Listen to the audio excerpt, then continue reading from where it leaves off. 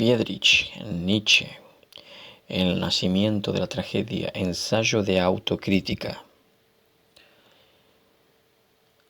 Sea lo que sea aquello que esté a la base de este libro problemático, una cuestión de primer rango y máximo atractivo tiene que haber sido, y además, una cuestión profundamente personal.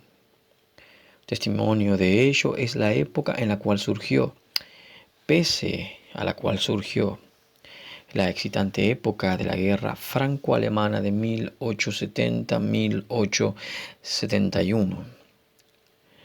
Mientras los estampidos de la batalla de Wörth se expandían sobre Europa, el hombre caviloso y amigo de enigmas a quien se le deparó la paternidad de este libro estaba en un rincón cualquiera de los Alpes, muy sumergido en sus cavilaciones y enigmas, en consecuencia muy preocupado y despreocupado a la vez, y redactaba sus pensamientos sobre los griegos, núcleo del libro extraño y difícilmente accesible que va a estar dedicado este tardío prólogo o epílogo. Unas semanas más tarde, y también él se encontraba bajo los muros de Metz, no desembarazado aún de los signos de interrogación que había colocado junto a la presunta jovialidad de los griegos y junto al arte griego, hasta que por fin, en aquel mes de hondísima tensión en que en Versalles se deliberaba sobre la paz, también él consiguió hacer la paz consigo mismo, y mientras convalecía lentamente de una enfermedad que había contraído en el campo de batalla, comprobó en sí de manera definitiva el nacimiento de la tragedia en el espíritu de la música.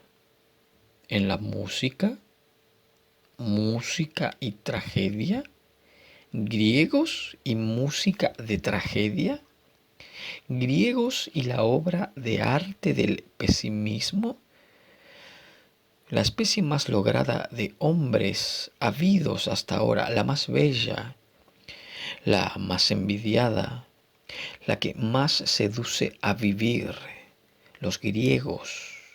¿Cómo? ¿Es que precisamente ellos tuvieron necesidad de la tragedia, más aún del arte? ¿Para qué el arte griego? Se adivina el lugar en que con estas preguntas quedaba colocado el gran signo de interrogación acerca de el valor de la existencia. ¿Es el pesimismo necesariamente signo de declive, de ruina, de fracaso, de instintos fatigados y debilitados, como lo fue entre los indios, como lo es según todas las apariencias entre nosotros los hombres y europeos modernos? ¿Existe un pesimismo de la fortaleza, una predilección intelectual por las cosas duras, horrendas, malvadas, problemáticas de la existencia, predilección nacida de un bienestar, de una salud desbordante, de una plenitud de la existencia? ¿Se da tal vez un sufrimiento causado por esa misma sobreplenitud? Una tentadora valentía de las más aguda de las miradas, valentía que anhela lo terrible por considerarlo el enemigo, el digno enemigo en el que poder poner a prueba su fuerza, en el que ella quiere aprender qué es el sentir miedo, qué significa justo entre los griegos de la época mejor, más fuerte, más valiente, el mito trágico. y el fenómeno enorme de lo dionisíaco. ¿Qué significa nacida de él la tragedia? Y por otro lado, aquello de que murió la tragedia, el socratismo de la moral, la dialéctica, la suficiencia y la jovialidad del hombre teórico. ¿Cómo? ¿No podría ser justo ese socratismo un signo de declive, de fatiga, de enfermedad, de unos instintos que se disuelven de modo anárquico? Y la jovialidad griega del helenismo tardío, tan solo un arrebol de crepúsculo. La voluntad epicúrea contra el pesimismo, tan solo una precaución del hombre que sufre. Y la ciencia misma, nuestra ciencia, sí. ¿Qué significa en general vista como síntoma de vida toda ciencia? ¿Para qué? Peor aún, ¿de dónde? Toda ciencia, ¿cómo? ¿Acaso es el cientificismo nada más que un miedo al pesimismo y una escapatoria frente a él? Una defensa sutil, obligada contra la verdad. Y hablando en términos morales, algo así como cobardía y falsedad. Hablando en términos no morales, en astucia. Oh Sócrates, Sócrates, ¿fue ese acaso tu secreto? Oh ironista, misterioso, ¿fue esa acaso tu ironía? 2.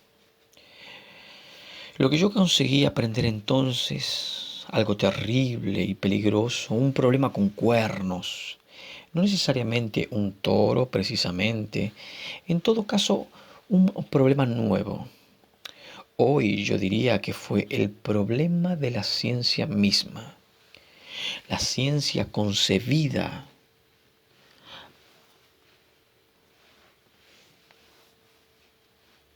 por primera vez como problemática, como discutible. Pero el libro en que entonces encontraron desahogo, mi valor y suspicacia juveniles, qué libro tan imposible tenía que surgir de una tarea tan contraria a la juventud, construido nada más que a base de vivencias propias, prematuras y demasiado verdes, todas las cuales estaban junto al umbral de lo comunicable, colocado en el terreno del arte, pues el problema de la ciencia no puede ser conocido en el terreno de la ciencia. ¿Acaso un libro para artistas dotados accesoriamente de capacidades analíticas y retrospectivas, es decir, para una especie excepcional de artistas que hay que buscar y que ni siquiera se querría buscar, lleno de innovaciones psicológicas y de secretos de artista, con una metafísica de artista en el trasfondo? Una obra juvenil, llena de valor juvenil y de juvenil melancolía independiente, obstinadamente autónoma, incluso allí donde parece plegarse una autoridad y una veneración propia. En suma, una primera obra, también en el mal sentido de la expresión, que pese a su problema senil adolece de todos los efectos de la juventud, sobre todo de su excesiva longitud, de su tormenta y arrebato. Sturm und Drang. Por otra parte, teniendo en cuenta el éxito que tuvo que obtuvo especialmente en el gran artista a que ella se dirigía como para un diálogo, en Richard Wagner. Un libro probado, quiero decir, un libro que en todo caso ha satisfecho a los mejores de su tiempo. Ya por esto debería ser tratado con cierta deferencia y silencio.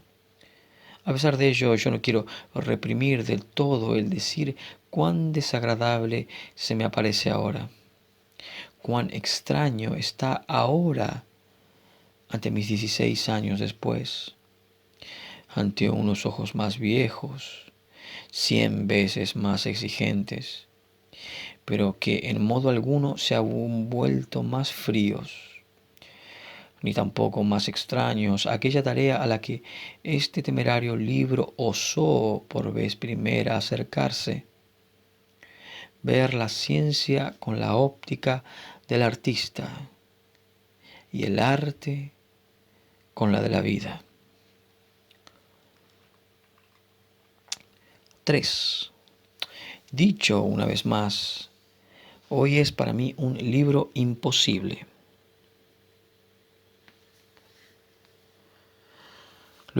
Lo encuentro mal escrito, torpe, penoso, frenético de imágenes y confuso a causa de ellas, sentimental acá y allá, azucarado hasta lo femenino, desigual en el tempo, ritmo, sin voluntad de limpieza lógica, muy convencido y por ello eximiéndose de dar demostraciones, desconfiado incluso de la pertinencia de dar demostraciones, como un libro para iniciados, como una música para aquellos que han sido bautizados en la música, que desde el comienzo de las cosas están ligados por experiencias artísticas comunes y raras, como signo de reconocimiento para quienes sean in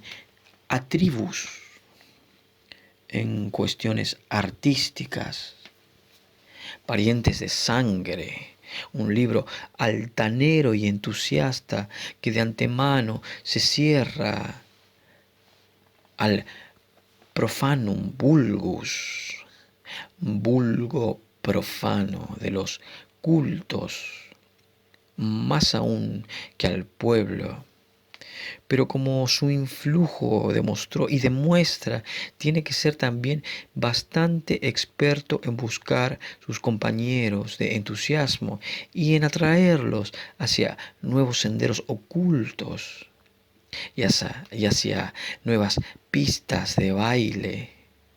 Aquí hablaba, en todo caso, esto se admitió con tanta curiosidad como repulsa.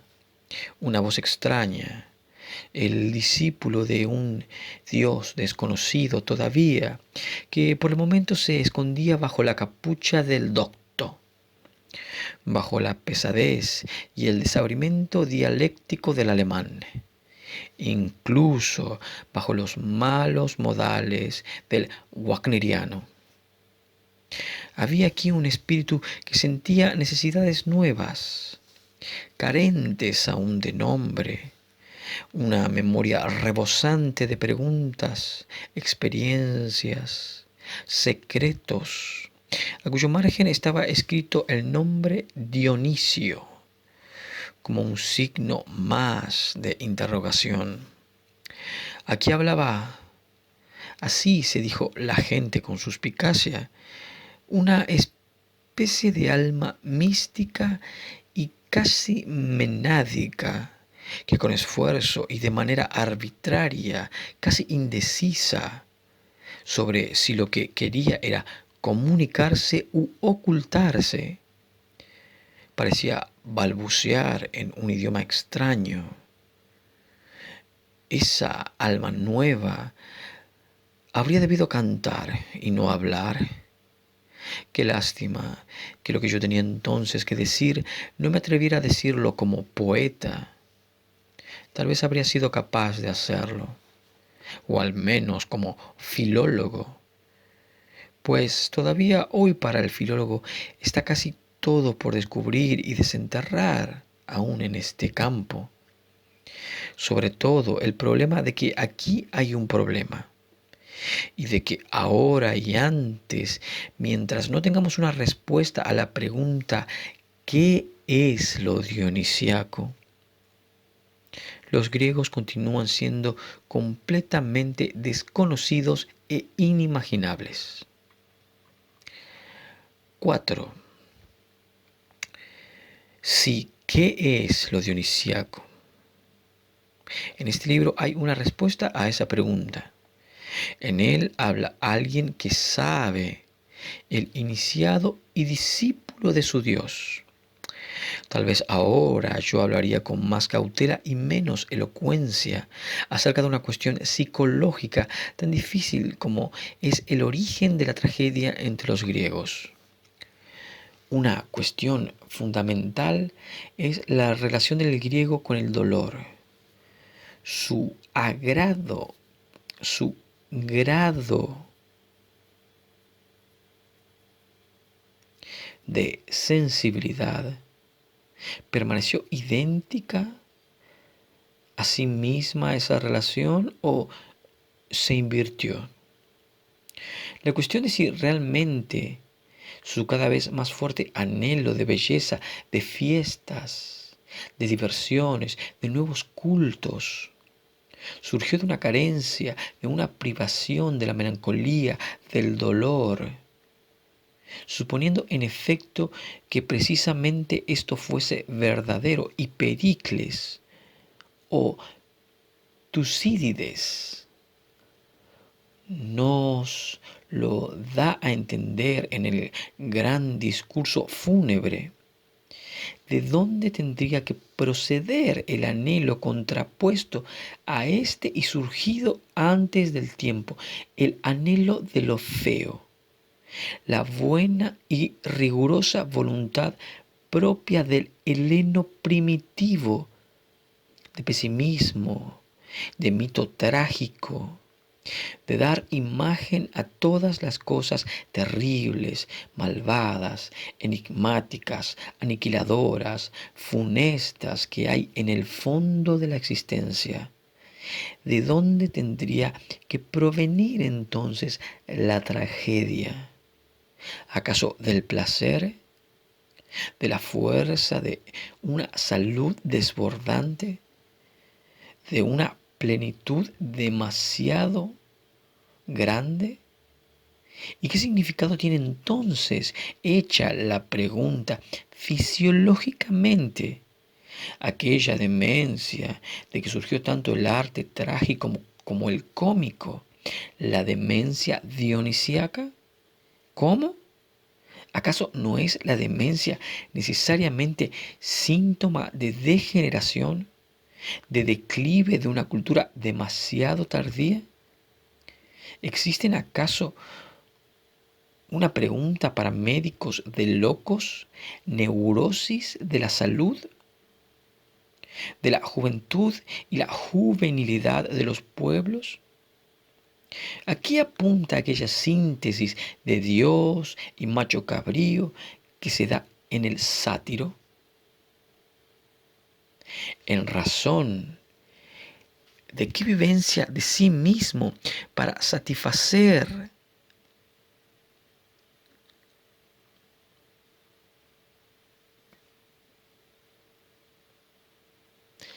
a qué impulso tuvo el griego que imaginarse como un sátiro al entusiasta y el hombre primitivo dionisiaco. Y en lo que se refiere al origen del coro trágico, ¿hubo acaso arrebatos endémicos en aquellos siglos en el que el cuerpo griego florecía y el alma griega desbordaba de vida? Visiones y alucinaciones que se transmitían a comunidades enteras, a asambleas enteras reunidas para el culto. Y si eso ocurriera, que los griegos tuvieron precisamente en medio de la riqueza de su juventud, la voluntad de lo trágico y fueron pesimistas? ¿Qué fue justo la demencia para emplear una frase de Platón, la que trajo las máximas bendiciones sobre la Hélade? Y que por otro lado y a la inversa fue precisamente en los tiempos de su disolución y debilidad cuando los griegos se volvieron cada vez más optimistas, más superficiales, más comediantes, también más ansiosos de lógica y de logicización del mundo, es decir, a la vez más joviales y más científicos. Y si tal vez, a despecho de todas las ideas modernas y los prejuicios del gusto democrático, pudieran la victoria del optimismo, la racionalidad predominante desde entonces, el utilitarismo práctico y teórico, así como la misma democracia de la que son contemporáneos, ser un síntoma de fuerza declinante, de vejez inminente, de fatiga fisiológica y precisamente no el pesimismo. No el pesimismo. ¿Fue Epicuro un optimista? Precisamente en cuanto hombre que sufría, ya se ve que es todo un fardo de difíciles cuestiones el que este libro cargó sobre sus espaldas. Añadamos además su cuestión más difícil.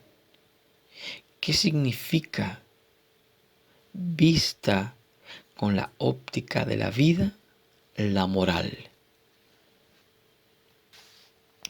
5. Ya en el prólogo de Richard Wagner, el arte y no la moral es presentado como la actividad propiamente metafísica del hombre. En el libro mismo reaparece en varias ocasiones la agresiva tesis de que sólo como fenómeno estético está justificada la existencia del mundo. De hecho, el libro entero no conoce detrás de todo acontecer más que un sentido y un ultrasentido de artista. Un Dios, si se quiere, pero desde luego tan solo un Dios artista, completamente amoral y desprovisto de escrúpulos, que tanto en el construir como en el destruir, en el bien como en el mal, lo que quiere es darse cuenta de su placer y su soberanía idénticos. Un Dios artista que, creando mundos, se desembaraza de la necesidad implicada en la plenitud y la sobreplenitud, del sufrimiento de las antítesis en él acumuladas. El mundo en cada instante, la alcanzada redención de Dios, en cuanto es la visión eternamente cambiante, eternamente nueva del ser más sufriente, más antitético, más contradictorio, que únicamente en la apariencia sabe redimirse. A toda esta metafísica de artista se la puede denominar arbitraria, ociosa, fantasmagórica. Lo esencial en esto está en que ella delata ya un espíritu que alguna vez, pese a todos los peligros, se defenderá contra la interpretación y el significado morales de la existencia. Aquí se anuncia, acaso por primera vez, un pesimismo más allá del bien y del mal. Aquí se deja oír y se formula aquella perversidad de los sentimientos contra la que Schopenhauer no se cansó de disparar de antemano sus más coléricas maldiciones y piedras de rayo. Una filosofía que osa situar, rebajar la moral misma al mundo de la apariencia y que la coloca no solo entre las apariencias, en el sentido de este terminus technicus idealista, sino entre los engaños, como apariencia, ilusión, error, interpretación, aderezamiento, arte. ¿Acaso donde mejor pueda medirse la profundidad de esta tendencia antimoral es en el precavido y hostil silencio con que en el libro entero se trata al cristianismo? El cristianismo, en cuanto es la más aberrante variación sobre el tema moral que la humanidad ha llegado a escuchar hasta este momento. En verdad, no existe antítesis más grande de la interpretación y justificación puramente estéticas del mundo, tal como en este libro se las enseña.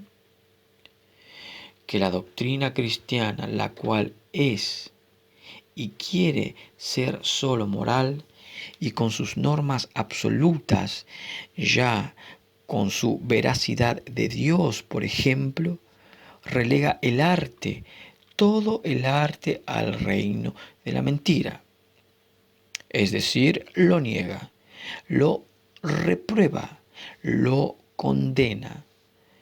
Detrás de semejante modo de pensar y valorar, el cual, mientras sea de alguna manera auténtico, tiene que ser hostil al arte.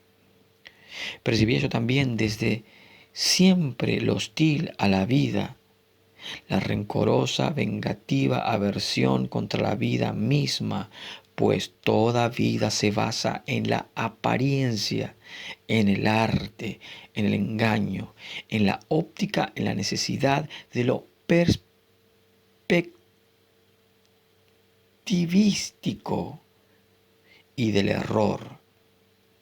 El cristianismo fue desde el comienzo de manera esencial y básica náusea y fastidio contra la vida, sentidos por la vida, náusea y fastidio que no hacían más que disfrazarse, ocultarse, ataviarse con la creencia en otra vida distinta o mejor. El odio al mundo, la maldición de los afectos, el miedo a la belleza y a la sensualidad, un más allá inventado para calumniar mejor el más acá. En el fondo, un anhelo de hundirse en la nada, en el final, en el reposo, hasta llegar al sábado de los sábados. Todo esto así como la incondicional voluntad del cristianismo de admitir valores solo morales. Me pareció siempre la forma más peligrosa y siniestra de todas las formas posibles de una voluntad de ocaso. Al menos un signo de enfermedad, fatiga, desaliento, agotamiento, empobrecimiento hondísimo de la vida. Pues ante la moral, especialmente ante la moral cristiana, es decir, incondicional, la vida tiene que carecer de razón de manera constante e inevitable, ya que la vida es algo esencialmente amoral. La vida, finalmente oprimida bajo el peso del desprecio y del eterno no, tiene que ser sentida como indigna, de ser apetecida como lo no válido en sí. La moral misma, ¿cómo? ¿Acaso sería la moral una voluntad de negación de la vida? ¿Un instinto secreto de aniquilación? ¿Un principio de ruina? ¿De empequeñecimiento, de calumnia, un comienzo del final y en consecuencia el peligro de los peligros. Contra la moral, pues, se levantó entonces con este libro problemático mi instinto como un instinto defensor de la vida. Y se inventó una doctrina y una valoración radicalmente opuestas de la vida. Una doctrina y una valoración puramente artísticas anticristianas. ¿Cómo denominarlas en cuanto filólogo y hombre de palabras la bauticé? No sin cierta libertad. Pues ¿quién conocería el verdadero nombre del anticristo? Con el nombre de un dios griego las llamé dionisiacos. ¿Se entiende cuál es la tarea que yo osé rozar con este libro? Cuánto lamento ahora el que no tuviese yo entonces el valor o la inmodestia de permitirme en todos los sentidos un lenguaje propio para expresar unas instituciones y osadías tan propias. El que intentase expresar penosamente con fórmulas schopenhauerianas y kantianas unas valoraciones extrañas y nuevas que iban radicalmente en contra tanto del espíritu de Kant y de Schopenhauer como de su gusto. ¿Cómo pensaba en efecto Schopenhauer acerca de la tragedia? Lo que otorga a todo lo trágico el empuje peculiar hacia la elevación, dice en el mundo como voluntad y representación. 2.495 es la aparición del conocimiento de que el mundo, la vida no pueden dar una satisfacción auténtica y por tanto no son dignos de nuestro apego.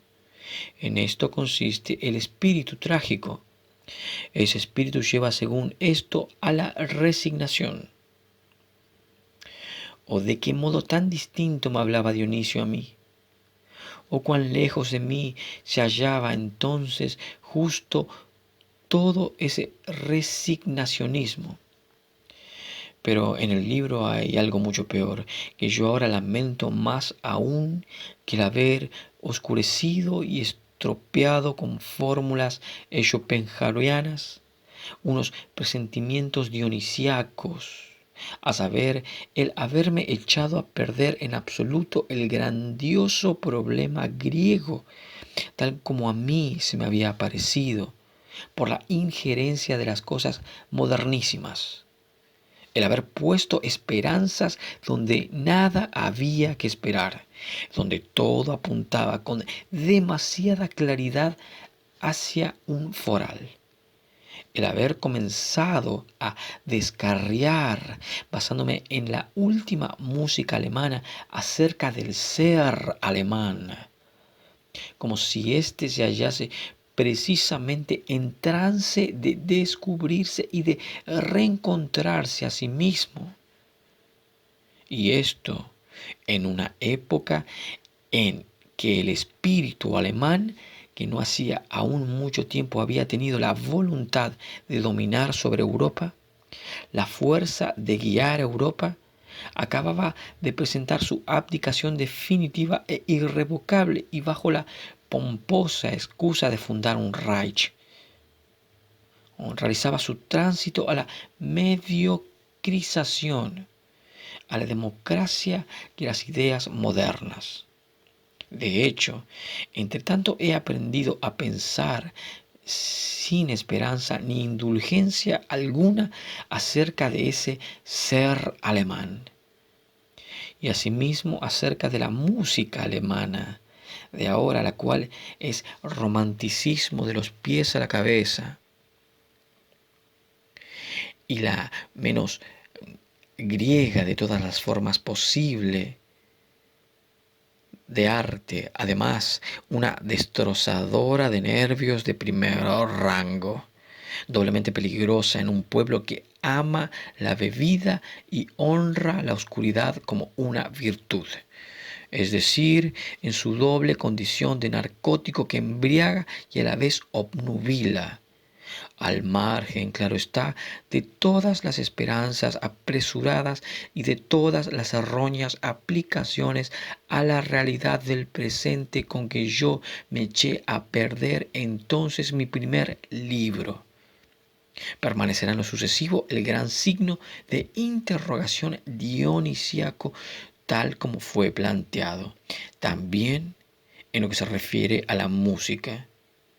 ¿Cómo tendría que estar hecha una música que no tuviese ya un origen romántico, como lo tiene la música alemana, sin un origen dionisiaco? 7. Pero Señor mío, ¿qué es romanticismo en el mundo entero si su libro no es romanticismo? Es que el odio profundo contra el tiempo de ahora, contra la realidad y las ideas modernas, puede ser llevado más lejos de lo que se llevó en su metafísica de artista, la cual prefiere creer hasta en la nada, hasta en el demonio, antes que en el ahora. No se oye por debajo de toda su polifonía contrapuntística y de su seducción de los oídos, el zumbido de un bajo continuo de cólera y de placer destructivo, una rabiosa resolución contra todo lo que es ahora, una voluntad que no está demasiado lejos del nihilismo práctico y que parece decir, prefiero que nada sea verdadero antes que vosotros tengáis razón, antes de que vuestra verdad tenga razón. Escuche usted mismo, señor pesimista y endiosador del arte, con un oído un poco más abierto, un único pasaje escogido de su libro, aquel pasaje que habla no sin elocuencia de los matadores de dragones y que sin duda tiene un sonido capcioso y embaucador para oídos y corazones jóvenes. ¿O es que no es esta la genuina y verdadera profesión de fe de los románticos de 1830 bajo la máscara del pesimismo de 1850? Tras de la cual confesión se preludia ya el usual finale de los románticos: quiebra, hundimiento, retorno y prosternación ante una vieja fe, ante el viejo Dios? ¿O es que ese su libro de pesimista no es un fragmento de anti-helenidad y de romanticismo? Incluso algo tan embriagador como obnubilante, un narcótico, en todo caso hasta un fragmento de música alemana. Escúchese, imaginémonos una generación que crezca con esa intrepidez de la mirada, con esa heroica tendencia hacia lo enorme. Imaginémonos el paso audaz de esos matadores de dragones, la orgullosa temeridad con que vuelven la espalda a todas las doctrinas de debilidad del optimismo para vivir resueltamente en lo entero y pleno. ¿Acaso no sería necesario que el hombre trágico de esa cultura en su autoeducación para la seriedad y para el horror tuviese que desear un arte nuevo, el arte del consuelo metafísico, la tragedia, como la Helena a él de vida y que exclamar con Fausto: ¿y no debo yo, con la violencia más llena de anhelo, traer a la vida esa esa figura única entre todas? ¿Acaso no sería necesario? No, tres veces no, jóvenes románticos, no sería necesario, pues es muy probable que eso finalice así, que vosotros finalicéis así, es decir, consolados, como está escrito, pese a toda la autoeducación para la seriedad y para el horror, a metafísicamente consolados. En suma, ¿cómo finalizan los románticos cristianamente? No. Vosotros deberíais aprender antes el arte del consuelo inframundano. Vosotros deberíais aprender a reír, mis jóvenes amigos. Si es que por otro lado queréis continuar siendo completamente pesimistas, quizás a consecuencia de ello, como reidores, mandéis alguna vez al diablo todo el consuelismo metafísico y en primer lugar la metafísica, o para decirlo con el lenguaje de aquel trasgo dionisiaco que lleva el nombre de Zaratustra: levantad vuestros corazones, hermanos míos, arriba, más arriba, y no me olvidéis tampoco las piernas.